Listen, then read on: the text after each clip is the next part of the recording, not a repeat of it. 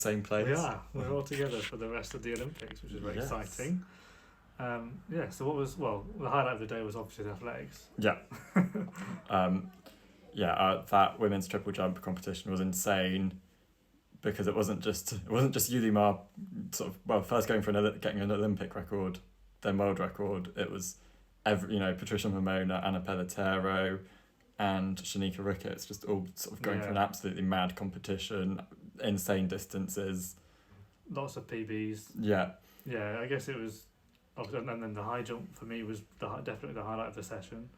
The shared gold for Barsham and Tamberi. Yeah, it's so wonderful to see.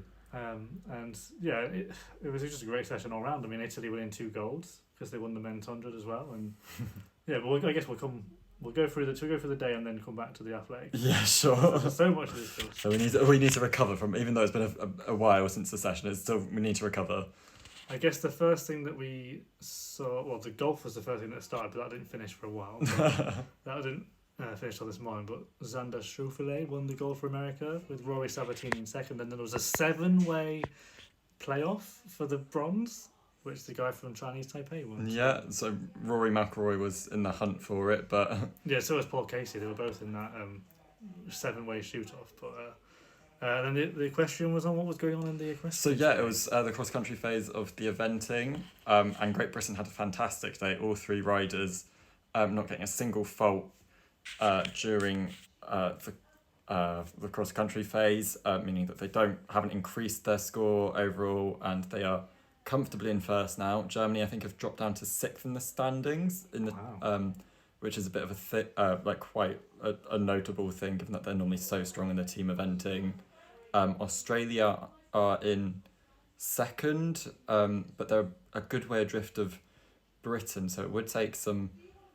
I'm going to touch wood. It takes, I think, quite a big disaster in the show jumping phase for Britain to lose that gold medal now. Oliver Townend's also in first in the individual standings in the equestrian. We've also got a Brit sitting in the bronze medal position at the moment, and one of the Germans in second with the absolute legend that is Michael Young. He's way back in, I think, 10th. So it's it's looking very interesting there, and quite a few turn-ups for the books there. Yeah, it sounds like it's going well for Britain, so should be some more medals tomorrow. Yeah. Maybe 2 more golds. It all finishes tomorrow evening, doesn't it? As in afternoon session. Yes. As it were, so okay. Just the athletics this morning, I'll just go through it chronologically. Women's hammer qualification, there was no real upsets in that, was there? No. Everyone seemed to make it. Vladarchik, Lang, Anderson, Tavernier, Berry, Copron, Price, Fiodoro. So I think maybe Skydan. Yeah. But, the medalists are all there, I think. Yeah. And then... The steeplechase, what did you think we had? What do you think to those heats? I think that may be the bit where, to my shame, I actually nodded off a bit. Didn't you? Okay, let me go. So I think you'll have to take the lead on that. Yavi was quickest qualifier for Bahrain. Chimotai, Uganda was second. Coburn and Friedrich both ran really well, actually. Friedrich ran really well. Oh, David's saying that Diana's injured. What? Was this? Did I read this? I might have read this. That would explain why she was throwing so short of her best. Yes, but she's still going to do the final, isn't she, Dave? Please tell us. Please tell. But either way, go back to the steeplechase. Krauser, Chepkoech, Lalonde of Canada set a national record. Mishmash Kiyoung, they're all through. Geiger, season's best. Lizzie Bird was a 9:24, so not far off her record. And the last one in was Genevieve Gregson. So I guess Karui of Kenya was the one to miss out. Moller with Denmark. She's had a foot injury in the last few weeks, David said. Okay. Interesting. And obviously Amy Pratt didn't make it either. So yeah, still competing in the final. Phew. That's good. Yeah, again, no real upsets in the steeplechase either. So good to see Lizzie Bird become the first British woman to make a steeplechase final at the Olympics. Yeah. Barbara Parker who? Exactly. she's no longer relevant anymore. Women's long jump qualification. I was very surprised that we got a 7-metre jump in qualification here. I'm quite glad to see that as well, given that we've had a lot of 7-metre jumps from a lot of women this year. But it came from Spanovic, yeah. Which maybe wasn't expected given how she's not been that good this year. Yeah, but she's now joined the 2021 7-metre club. And Mahamba wasn't far off with a 698, Yeah. just behind. Brittany Reese 686. Tara Davies looked very good with that 685. Chantal Malone 682. Bruma's in there. Sagnier's in there. Yeah, I mean, with Bruma, I was very surprised because I was wondering if that sort of huge jump from Chula Vista was a bit of a flash in the pan that we wouldn't see repeated. And Malika, yeah, she's still a good 30, 40 centimetres off that. She's, auto-cued comfortably for an Olympic final, so maybe we do have some more to see from her. Yeah, I think this was probably... I mean, looking at the people who qualified, I mean, it's just stacked, isn't it? So Bruma, Sagne, Irazoru made it in with a season's best at 675, which is great. Gittins, Beck Romanchuk, and Sawyers made it in, squeezed in by a few centimetres, and Brooke Stratton as well. So, yeah, I mean, to be honest, the ones that, obviously, there were going to be names missing out, obviously, Lorraine Ugan. Nettie. Lorraine Ugan wasn't there, yeah, Nettie missed out, and the Belarusian Moronchuk. But it's going to be a great final, actually, that one, women's long jump. And then, I think one final that we did have in the morning session would be the women's shot put, which was an absolute joy to see. With we know who's won the medals. Yeah, there we are. I mean, what a podium with Gongli Zhao taking gold, Saunders in second, and Adams in third. I think that would be lots of people's sort of ideal podium there. Defo. Yeah. One thing that I was loving is how Saunders had this really sort of fierce, sort of aggressive seeming almost like persona when she was throwing. And then you cut to Gongli Zhao and she's just like this big teddy bear. But yeah, an amazing PB for her. Yeah, well, she got a PB in the 5th round to like put the competition to bed. And then last round, she knew she'd won and she still threw a PB. And then Valerie Adams getting the bronze by just 5 centimetres from Dongmo. Dongmo was catching her every round but just didn't get her. And then she's there, and there was that lovely shot of her with the photo of her kids, and it was so nice. That was the first of many feel-good moments today, in the field in particular. Feel-good moments, you could call them. Exactly. Men's 400 heats, I mean, Randolph Ross, do you know what, I thought he would go out in the heats. I'm not too surprised by this. I had a good feeling that he might have spent his best form at the NCAAs, and he only came third in the US trials, but tactically it wasn't a good race for him. Career obviously didn't start because he's focused on the 800. DQ'd, well, he faked DQ. Indoor boys, Huzilios and Maslak went out, and obviously Ross and Scotty went out. But apart from that, everyone else seemed to make it through unscathed, pretty much. Yeah. I guess the Michael Cherry being the top of the list was maybe the biggest surprise. Yeah. Anyway. I mean, you can never count out the Americans, but he wasn't even necessarily the Michael that I favoured most of the American team. Good point. So we had, Zambrano and Mike McQuarrie in the top 3 as well. Steve Solomon ran a PB for Australia. He looked good. And Al Yassin of Saudi Arabia, sort of a big turn up for the books. I think he won the first. He won one of the first heat with a personal best. So he's a name I'm not particularly familiar with. And both the Belgians getting through as well. So yeah. That'll be, I guess, we'll see again. The semis are going to sort everything out as they always do. And then just go back to the last swimming session that was this morning as well. Last swimming session of the champs. The 53s were kind of went to plan. Dressler winning the men's, beating Manadou and the Brazilian Fratus getting the bronze. But yeah, I could see Manadou on the podium because he's just come back from retirement basically for these Olympics, and Dressler got another gold. Women's 53, Emma McKeon, she's now officially the most decorated Australian at an Olympics. Overtaken Ian Thorpe's record. But I think she's won 6 golds maybe, I can't remember. Six medals. But I suppose Ian Thorpe gave up very quickly. Sarah Sjöström, brilliant silver given her injury, and Pernilla Brun, defending champion, get the bronze. Again, that was another feel-good podium. And then we've already mentioned Beck Romanchuk making the long jump final. Well, while she was doing that, her husband was winning silver in the 1500 meter freestyle. But it was Fink that came through again and won the American. It was pretty much. Was that the same? Is that the exact same podium as the? It might be. What did Wellbrock miss out? I can't remember. But that was they were all in the top 4, those 3. David's just said, going back to the 400 metres, that the third semi-final for the men's 400 metres is absolutely stacked. Let's have a look. I've not looked at the first one, Karani and Zambrano. That'll be the 2 you'd look at for that one. So that one looks relatively straightforward. Semi-final 2. Oh wow, that's wide open. Yeah, that's Steve Solomon's looking at it thinking, great, I could make top 2 here. yeah. Solomon, Cherry. Because Cherry might not be that good. Kevin Borlase probably thinking. And I mean, I don't know what to expect from Al Yassin because he's just sort of come from nowhere, and he seems like one of those. I mean, I'm judging based on one round, but you do get those people who are like, who is this? Wow. And they're suddenly potentially making a final. And yeah, look at this. 3. We've got Makwala, Gardner, Norman, and Van Niekerk. Wow. That could be 3 of the medalists in this semi-final. Yeah, so rest in peace to everybody else joining that final. Dobber. Yeah, wow. That's a tough one.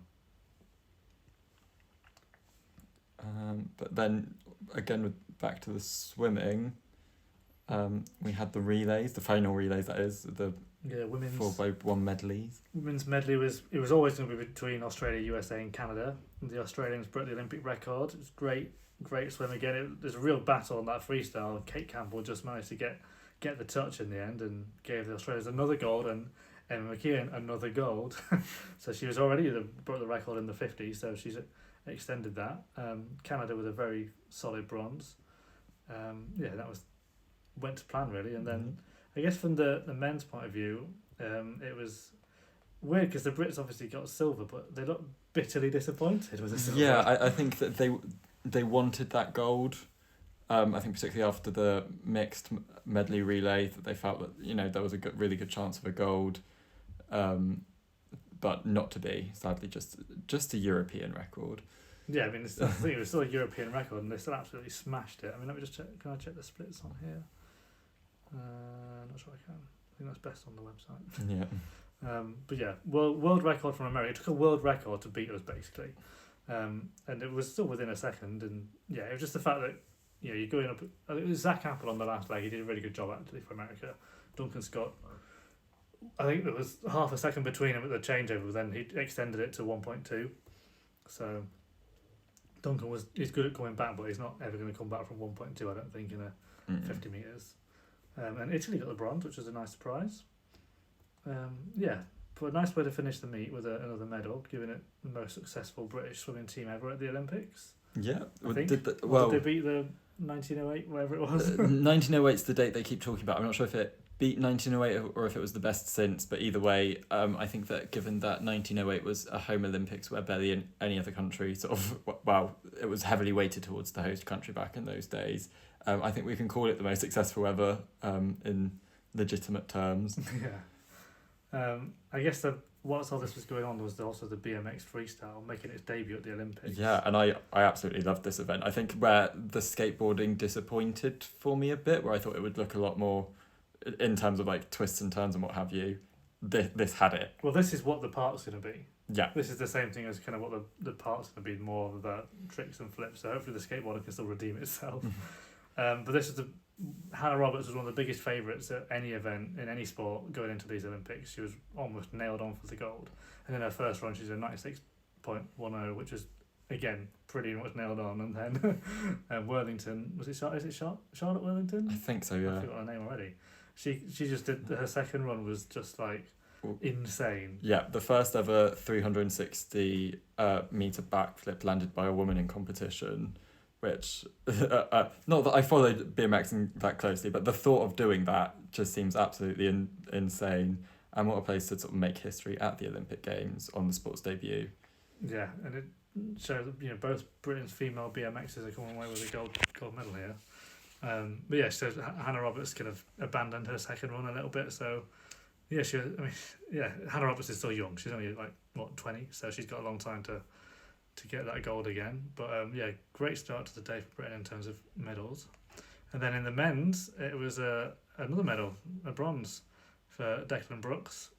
Logan Martin was probably one of the favourites, and then the Colombian got second. So it was all pretty close though. I mean, Brooks only just held off the Costa Rican? Yeah. For the bronze. So 100% medal success rate from the British BMX team. Yeah, and Britain have already won. Well, got 2 golds in cycling, and the track cycling hasn't even started yet. Yeah, that's true. So I'm sure British cycling aren't too worried about their funding being cut. No, not at all. There was a walkover in the boxing, wasn't there? Aidan Walsh withdrew, the Irishman. Yeah, which was disappointing to see, but it does mean that Britain are guaranteed at least a silver medal in the welterweight. Yeah, Pat McCormack into the final. I think we had another boxer. Yeah, Benjamin Whittaker. Benjamin, yeah. He won in through to the final of the men's light heavyweight. I think there was more boxing success for Britain somewhere. We might find it. Yeah, Fraser Clark also through to the semis. So that's guaranteed a medal, not necessarily guaranteed a silver. But I think I heard Hazel Irvine saying that this is the Britain's most successful boxing Olympics in the post-war years. So that's an amazing achievement. Tokyo seems to be going quite well for Britain at the moment. I hadn't even looked at the 3-metre springboard women's diving final, but the two Chinese were 1 and 2. Right. USA getting the bronze. I was watching the tennis this morning as well. Women's doubles, the Czech world number ones and total dominant pair in women's doubles. Krejcikova and Siniakova, they won quite easily against Belinda Bencic and Golubich of Switzerland. So not the double gold for Bencic, but I think she will happily take a gold and a silver. Yeah. And in the men's finals, Zverev won pretty easily. Straight sets against Kashanov. The first set was a little bit closer, but the second was just one-sided, really. And then the mix between the Russian pairs, it was actually probably the less likely ones, Pavlyuchenkova and Rublev, who beat Vesnina and Karatsev. And because Vesnina and Karatsev made the French Open final this year, and Vesnina was defending champion in the doubles and a much better doubles player. But yeah, I guess the two singles players there kind of beat the kind of better doubles players. But still a tight one. It went down to the match tiebreak, and they both had match points. And I guess the gymnastics was next. Israel winning the Israel, gold. yeah, I think that's a history for them that was the men's floor. I think this is sort of, Israel are really on a rise in pretty much every sport at the moment. I think there's a lot of a push for them to do better at sport, and actually, I don't want to be too rude, but kind of recruit people with sort of Jewish heritage to represent them. But it seems to be going well, and they seem to be supporting their athletes well enough to be taking Olympic gold medals. Yeah, it was a good floor routine he did. Then the women's vault, we were pleased to see a Brazilian gold at last. She finally got it. She very much deserves that. And bronze for South Korea. With Michaela Skinner. She was the one who stepped up in place of Simone Biles in this event, wasn't it? The reserve, Biles' replacement got the silver, so great from her. Yeah. And then from the be British given an point of opportunity, view, take it. British point of view, obviously we're all sat down to watch the men's pommel horse final. We've had great success in this. Bronze in 2008, silver and bronze in London, and then obviously gold in Rio. And then gold in Tokyo. Yeah. Max Whitlock went first up, nailed it. We were all very excited. And then we were just basically watching and waiting to see what happened next. It's like you could tell, that's a good score, but can it be beaten? Of course, from an Irish perspective, it was a bit disappointing for Rhys McClenaghan to not perform in his first Olympic final. I still think he's quite young. He could potentially get a medal down the line, but it was very disappointing to see. But it was a silver for Chinese Taipei. Yeah. There, so they it feels like they're having a very good Olympics. I feel like we've been saying Chinese Taipei quite a lot. Yeah. And Kazuma Kaya of Japan for the bronze medal. And then we all switched our attention. Well, we'll just finish the gymnastics first. We may as well mention the uneven bars. Nina Durwell, I want to say is she world champion? I feel like she is. She's kind of the best in the uneven bars anyway. So she won that with the Russian in second, and Sunisa Lee, who was overall champion, all-round champion, she got the bronze. And that's more gymnastics tomorrow. Well, we know Simone Biles is not doing the floor, so that means that both the Gadarova twins are going to be in the floor final. Was there not another third men's gymnastics event? No, I think that's tomorrow. I think there's only the four today, the 2 men's and 2 women's. Oh, I thought you had 3 men's on one day and 3 men's on the other. Because there's 6 apparatus. Is there? Yeah, there's 6 for men. I thought no, I don't think they did. I think they. Maybe not. Okay, maybe not then. Yeah, I thought there was only 5 for men. Am I? There's 6 because you got P-bars, high bar, floor, vault, pommel, pommel, Then is that it? rings. Rings, yeah. Maybe I don't know how they do it then. Maybe they do a. I don't see any more today. Maybe I was just thinking was it after the women's one and I missed that when we missed it with the. Maybe because we were too busy watching the athletics. Yes. No, I don't think it was on today. Okay. Yeah, so the athletics, obviously, men's high jump final was the first thing to start, and it was a greatest high jump final of all time. Yeah, I think we were going in sort of thinking, oh, the men's high jump's been so rubbish this year. I was expecting, low 230s for the gold medalist and 220s for silver and bronze. We were wrong. Yeah, it was. It was ridiculous. When Barsham and Tamberi were just on clearing every height first time, it was like, this is what you want. And then others were struggling. Neda Sekau was struggling all the way through. But then he got his first time attempt at 237, which was important for him to get the bronze. And it was a joint national record as well. And then the Korean, woo. National record, 235, and just missed the medal. Yeah, I would have loved to see him get a medal. I think I love sort of at the Olympics that you'll see someone who you've never really known before, kind of like Eliza McCartney in 2016. That it's like, oh, you've never seen this person before, but they're in contention for a medal. So I think it would have been great to see that, but not quite a fourth place, but still good for South Korea. We don't see many finals for them really in athletics. No, not at all.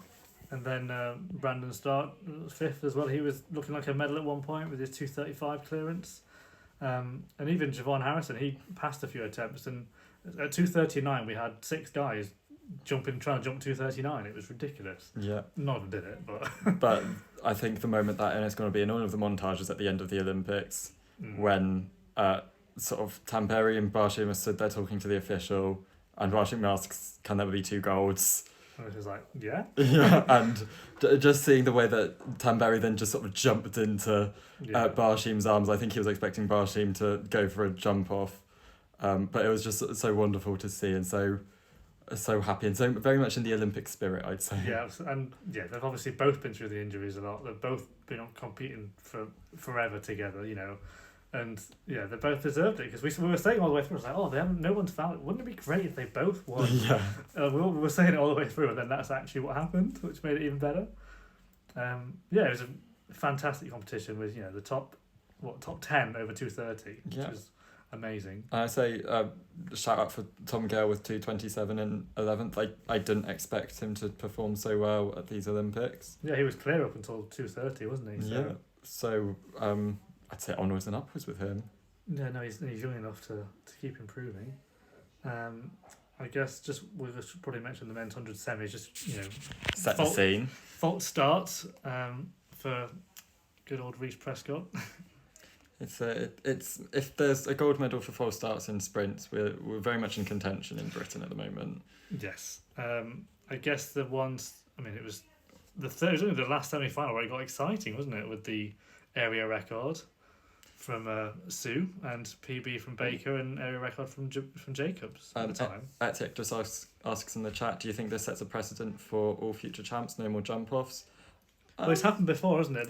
We were saying debate when we were chatting about it earlier. We're like, as the competition was going on, as what would happen if it was a tie, and we remember the 2013 European Indoors with Holly Bradshaw, and was it Rogowska, the Polish I was going to say, it was athlete? definitely a Polish vaulter, I can't remember who. And they again, the same thing happened. They were tied, there's no separating them, so they asked the athletes, do you want to carry on or do you want to share the gold? And Holly said, I wanted to carry on and not do a jump off. Yeah, which the Polish athlete did not want, but I think it seems to be a game of the prisoner's dilemma, that if you both agree, you can both benefit. Yes.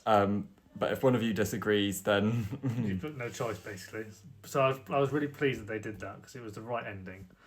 But I think it depends who it is, and depends what I think because those two have been through so much, and when people say, oh, who do you want to win? I was like, well, Barshim's had a silver and a bronze, and Tamberi was meant to win in Rio, but he got injured, so I was like, I want them both to win. Do you know what I mean? That's what, and it was exactly what happened. I mean, if boxing can give 2 bronze medals to everyone who makes a semi-final, then I think we're allowed an occasional sort of joint gold in a field event. And I in think athletics. this is the thing. I think it's different because it's the gold. It's like, well, you can both call yourself Olympic champions. So yeah, well, Yeah. who turned that down? Yeah, It's it- like, nah. It's yeah. I think neither of them would have really gained anything by going for a jump off. That Yeah, exactly. I mean, if they are so keen on there being a single Olympic champion, then they'll have to write that. Yeah, change the rules basically. Yeah. That is not within the prerogative of the athletes. But that would be a really mean and shitty thing to do, I think. Yes. So yeah, the men's 100, it was looking like it was going to be a great final. Everyone was pretty much under 10 seconds in the semis. And then I guess we may as well just talk about the final now, then we'll go back to the triple jump. The final was just, yeah, ridiculous, wasn't it? Well, yeah, because, I mean, Su Bing Tian had that amazing run in the semis. He set an Asian record, and then Lamont Marcel Jacobs had set a European record in the semi-finals. But it was really hard to see who would actually be, taking the medals here. It seemed wide open at this point. Yeah, I thought DeGrasse would maybe on the outside lane drop a quick time, but we ran a PB. Yeah.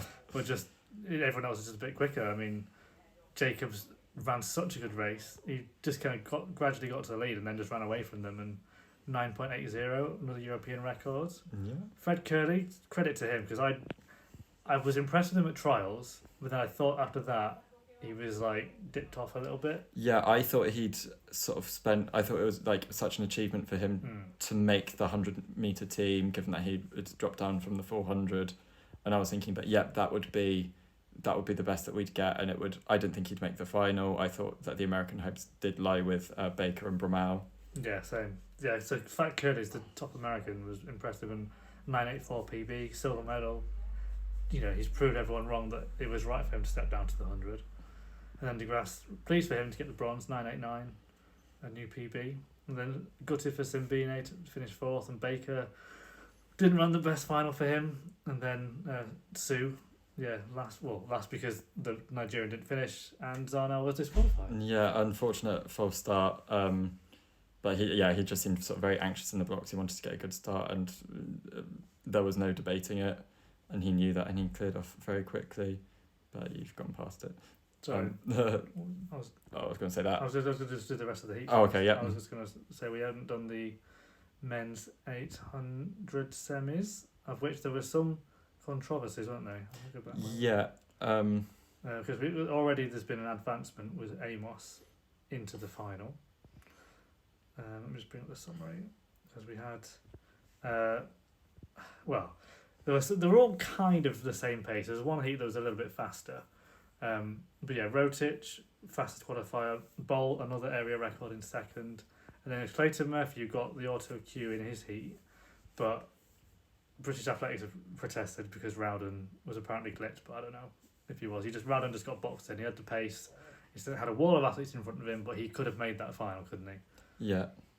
The season's best. But the two fastest losers were Tuel running a PB of France and Ben of Spain running a really good race. So. And it was a bit frustrating for Elliot Giles. He looked to be racing as though he thought it was top 3 to advance. He sort of eased off in the final 100 metres, which was very frustrating because I think that he could have made that final. He should have made that final. I don't want to be too critical, but at the same time, that it's very frustrating. I guess we should just say that the finalists are Rotich, Bol, Murphy, Tuel, Ben, and Tuka, and Dobek and Korea. So my prediction of Dobek and Korea as the top 2 could still happen. Actually, my prediction was Korea, Dobek and Murphy. So yeah, I mean, I think Murphy was looking very good. He seems to be one of the best tactical racers there. He seems to be one who has a decent sprint finish. So yeah, if it does end up being that and not just a flat out fast time, then he's got a good chance. And it was obviously Jewett, the American, who kind of took down Amos. He kind of tripped over his own feet, and Amos had nowhere to go and went down with him, and that's why Amos has been advanced to the final. So he'll be in there too. He'll also be a threat. Yeah. And then we had the women's 100 hurdles semis as well. Yeah, so we had, was it Anderson? Yes, who, great run. And I was thinking all 240, someone sort of something on a similar level as Camacho Quinn. Everybody else has been over 12.5 the rest of this season, and I was like, oh, somebody's actually giving her something to think about. And Camacho Quinn clearly wasn't thinking about it because she went and got an Olympic record. So Yeah. if other people raise their game, she can raise it even further. 12:26. Do you think that world record can go? Could do. We've said, I think the hurdles, all 4 of the world records could go. That's how ridiculous the hurdles are at the moment. Camacho Quinn looked incredible. Like, I can't see, unless she literally hits a hurdle, I can't see her messing up. Yeah, and she looked pleasantly surprised with that time, as though she wasn't, going full pout, which of course you'd think she shouldn't be in a semi-final. She'd be going at, I don't know, 80% maybe.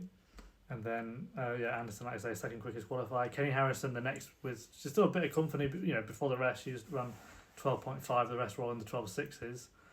Is Kenny was she just getting through the rounds, do you think? Do you reckon she's still going to go for it in the final and try and replicate the kind of 12.2s, 12.3s that we're used to seeing? I mean, I hope so, but she's not. I mean, she's been about 12.5s all season.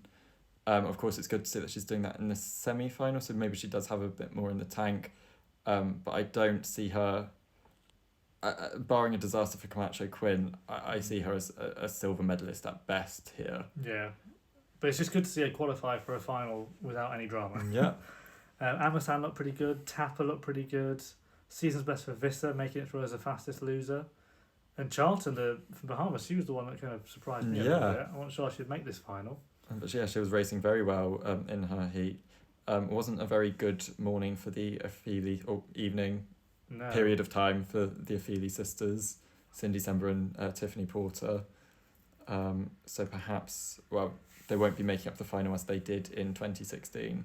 No, the last spot went to Cunningham. She got in with the last fastest, beating Vargas of Costa Rica by 200. So I kind of wanted her in the final because it was nice to have a bit more global representation. Yeah. Herman ran pretty well, and a PB for Clay of Australia, and a few national records for Morrison and Boglolio. But that should be a good final, which is on in the early hours. Yes. Then we've got the men's 400 hurdles semi-finals. Yes, it's just to show how good this session was. Even the heats and semis were ridiculous. Yeah, it was sort of because it was all, by this point we were already like, well, this is insanely great, and now we've got the men's 400 hurdle semi-finals, which is probably the event that one of the events that we've been most excited about all year. And Vorholm was the fastest qualifier with 47.30. Dos Santos 47.31. Benjamin 47.37. Samba 47.47. And it's like, what? I mean, spare thought for Thomas Barr of Ireland, who ran 48.26, a time that would have won the final heat, but the poor man was placed between Varholm and Benjamin in the first heat. Yes. And I think his fate was kind of sealed from there. Yeah, because he wasn't even third in his heat, he was fourth, and you think, okay, he might get through with that time, it was a decent time, but then Capello ran a bit quicker in the other heat, didn't he? Yeah, I would have to say for Varholm, when in his heat, when I saw 3.0, I did be like, oh my god, and then realised it was a 47. So for a brief moment, I thought he'd absolutely smashed his own world record before I thought to look at the first 2 digits of the number. But yeah, obviously, apart from those ones we mentioned, it was Capello and Sibilio who got the fastest losers with a PB for Sibilio. National record for Rasmus Maggi making the final. And McMaster obviously was the other one in that slower heat. Apparently Tom Barr and Ireland have protested Sibilio's race and whether he ran out of his lane or ran around the hurdle. So, but I think they might be a tough protest to get. I'm not sure if that will be upheld. So yeah, that was everyone, all the main protagonists are there, aren't they? Yeah. But yeah, I mean, that just leaves the women's triple jump, I believe, which, I mean, we mentioned it at the start. But it was amazing to see that Rojas, with her opening jump, only the second jump of anyone in the competition, and it's straight away over 15 metres, Olympic record, breathing down the world record.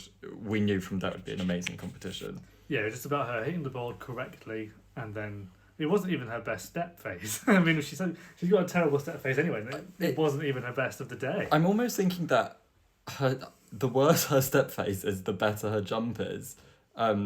Just sort of overall, that it seems that she just uses it as like an extra run-up step for a massive leap.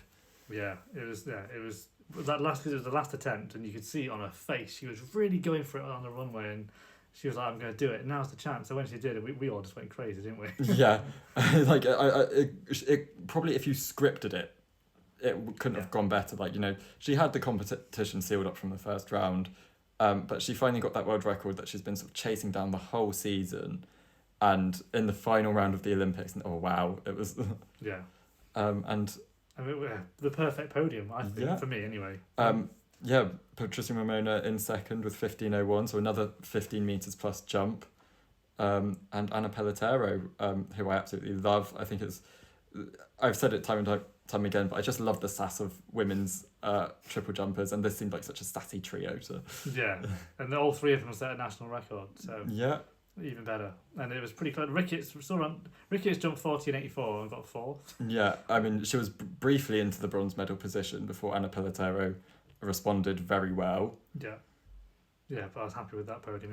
A Barg win down in 10th, but yeah, she was there. She was in the final. Yeah, we love her, but I think her best days sadly seem to have passed a bit.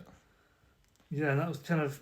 I mean, apart from British men losing in the quarterfinals of the hockey, that was pretty much it for the day, wasn't it? Yeah, but sort of standing out tomorrow, we've got. So we mentioned the women's 100 meter hurdles as far as the athletics goes. Men's long jump finals in the morning session as well, and then in the evening session we have the excitement of. Well, we've still got more gymnastics to come, obviously, as well. I think the women's floor finals tomorrow. We have them in terms of medals. Women's discus throw final, and we have obviously loads more semis, and men's steeplechase final, and the women's 5k. Yeah. So more of a distance field for tomorrow. And then in other sports, Britain have 2 gold medal chances in the eventing, which we mentioned before. I mean, we should hopefully get a medal in each event, and I hope for multiple. I hope it'll be medals plural. Yeah, so it's good. And the track cycling starts tomorrow as well. We should probably mention that. Women's team sprint will be decided. I think that's it, actually. That's usually what happens on the first day, isn't it? Yeah. They have the qualification for the men's team pursuit, which... The women's team sprint is, historically, it's not been good for the Britain at the Olympics. There's often been something to go wrong there. Yes, definitely. But yeah, exciting for that. I think there's been so much success for Britain so far in these Olympics already that I've kind of forgotten that. We're still yet to have the track cycling, and that is one of my absolute favourite sports at the Olympics. Yeah, same. So yeah, it's going to be a good day with the equestrian, cycling, gymnastics. Women's hockey quarter-final at 1 o'clock, 1 p.m. UK time, Spain. Winnable, we think? Yeah, I know very little about hockey, but sort of going by... I've not necessarily associated Spain as a major threat in hockey. Feel free to correct me. Yeah, so it's going to be a good day tomorrow, I think. Yeah. I mean, today was...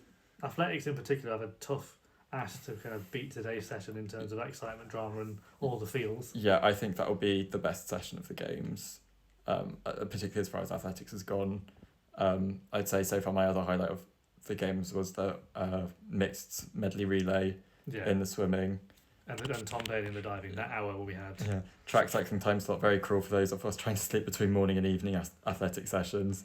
Very true, Yes. but at least they're on at separate times, so you don't have to. That's the thing. I don't want it to clash because I want to watch both. So Yeah. It's good that the cycling will finish before the athletics, and the gymnastics is kind of only just overlapping. So it's nice to be able to watch a bit of everything. Yeah, I think I'm going to take a long nap soon, so hopefully I'll be very refreshed to watch everything. Same. Tomorrow, because it's going to be a mad day. Yes. And I'm not certain about this, but because the track cycling is not being held in Tokyo, it's being held in Izu, which is within like the Tokyo Bay area, but it's not in the city proper. And I think it's in a different prefecture, so we may have a crowd there. Yeah, we'll see. Fingers crossed. But yeah, that's it for today, and Yeah.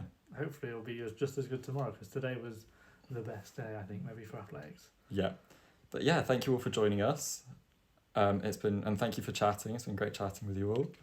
And I suppose we'll see you tomorrow afternoon UK time, a different time of day. Yeah, who knows? Wherever you are. We don't know. We'll figure things out, and hopefully we won't be on a phone tomorrow. Hopefully we can get my laptop working. Yes. It was like, nah. Cool. Right, well, we'll see you tomorrow. Bye. Bye.